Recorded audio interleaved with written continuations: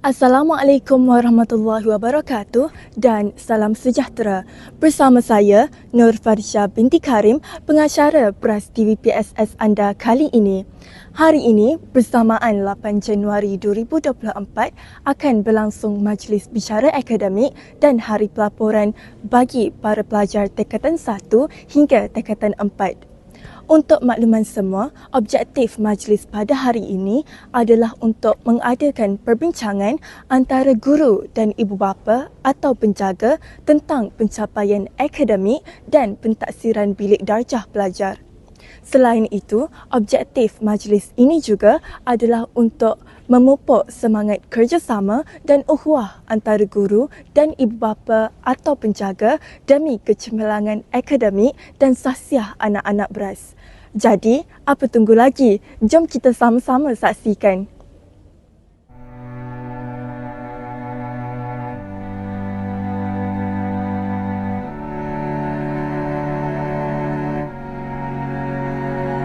World, I want to leave you better.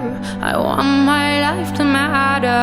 I am afraid I have no purpose here. I watch the news on TV, abandon myself daily. I am afraid to let you see the real me. When it falls, pouring on me, the rain it falls, when it falls. Soaring the seeds of love and hope, love and hope. We don't have to stay stuck in the weeds.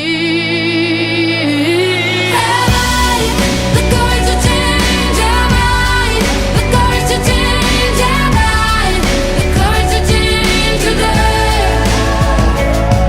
Have I the courage to change? Have I the courage to change? Have I the courage to change today?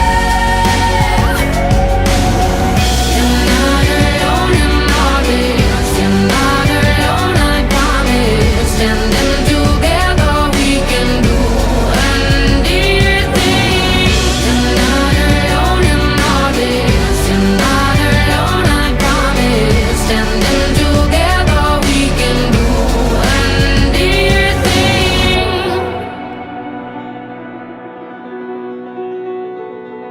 World, you're not alone in all this. You're not alone, I promise. Standing together, we can do anything. I want to leave you better. I want my life to matter. I am afraid I have no purpose here. When it falls, pouring on me, the rain it falls, when it falls. Soaring the seeds of love and hope, love and hope. We don't have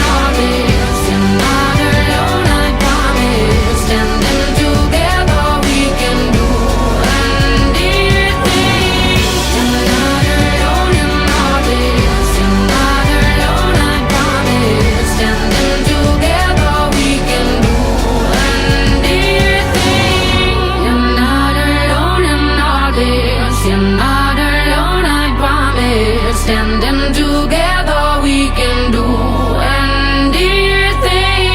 You're not alone in all this. You're not alone, I promise. Standing together we can do anything.